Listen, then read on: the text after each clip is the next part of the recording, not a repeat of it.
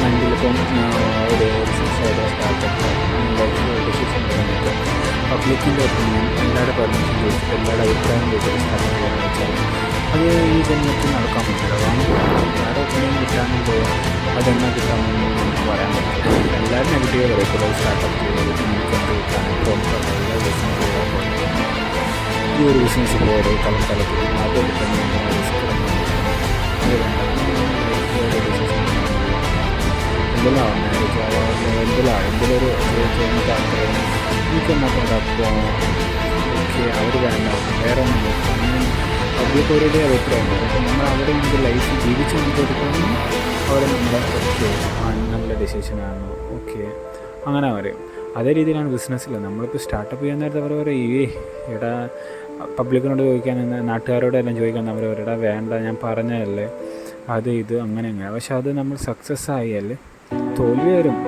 തോൽവിയിൽ നിന്ന് പിന്നെ സക്സസ് ആയി അവിടെ സക്സസ് ആയി നമ്മൾ എന്നാ പറയും അവിടെ അതിൻ്റെ ഡിസിഷൻ റൈറ്റാണ് അങ്ങനെ പറഞ്ഞിട്ടുണ്ട്. അതുകൊണ്ട് ഒരിക്കലും നാട്ടുകാരുടെ വാക്കാൻ നിൽക്കണ്ട. നമ്മുടെ മനസ്സിൽ നമുക്കൊരു ഐഡിയ ചെയ്താൽ സ്റ്റാർട്ടപ്പ്. പക്ഷേ സ്റ്റാർട്ടപ്പ് ചെയ്യുന്നത് നമുക്ക് വ്യക്തമായൊരു പ്ലാനിങ് ഉണ്ടാവണം. എവിടെയാണ് എന്താ സ്റ്റാർട്ടപ്പ് ചെയ്യുന്നത്, ഏത് സമയത്താണ് കൊണ്ടുവരുന്നത്. കാരണം ഇപ്പോൾ ഒരു റെസ്റ്റോറൻറ്റ് ഫീൽഡ് നമുക്ക് എക്സാമ്പിൾ എടുക്കാം. അത് തുടങ്ങുമ്പോൾ അതിൻ്റെ പ്രൈസ് തൊട്ട് എല്ലാം കാൽക്കുലേറ്റ് ചെയ്തിട്ട് വേണം തുടങ്ങാൻ.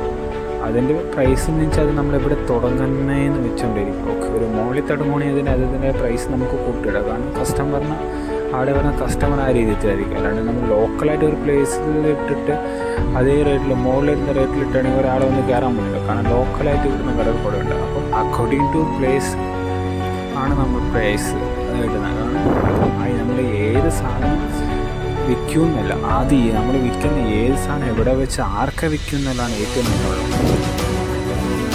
ഈ ഒരു ബണ്ണ് വിൽക്കുകയോ ഒരു ചായ വിൽക്കുകയാണെങ്കിൽ പോലും അത് ഏത് സ്ഥലത്ത് വിൽക്കുന്നുണ്ട് വെച്ചാൽ നിൻ്റെ റേറ്റ് പോകുന്നത്. നമ്മളൊരു വെള്ളം മേടിക്കുകയാണ് 1 ലിറ്ററിൻ്റെ ഒരു വെള്ളം മേടിക്കുകയാണെങ്കിൽ 1 ലിറ്ററിൻ്റെ 1 ലിറ്ററിൻ്റെ വെള്ളം മേടിക്കുകയാണെങ്കിൽ കടയിൽ നോർമൽ കട 20 രൂപ, KFCയിലൊക്കെ വരുവാണെങ്കിൽ 50 രൂപ, ആ ലെവൽ വരുവാണെങ്കിൽ തിയേറ്ററിൽ പോകുകയാണെങ്കിൽ 100-150 രൂപ, എയർപോർട്ടിലാണെങ്കിൽ 300-350 രൂപ. അത് അക്കോർഡിംഗ് ടു പ്ലേസിന് ഇൻക്രീസ് ആയിട്ടുണ്ട്. ആ സ്ഥലത്ത് നമ്മൾ മേടിച്ചിരിക്കും. കാരണം അതവിടെ കിട്ടാനില്ല.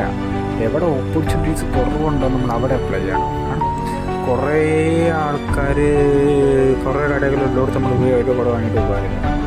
എവിടെ കുറച്ച് സാധനങ്ങളുണ്ടോ കാരണം അവിടെ എവിടെ കിട്ടാനില്ലാതെ ആ സാധനം അവിടെ ഓപ്പർച്യൂണിറ്റി അവിടെ സ്റ്റാർട്ടപ്പ് ചെയ്യണം.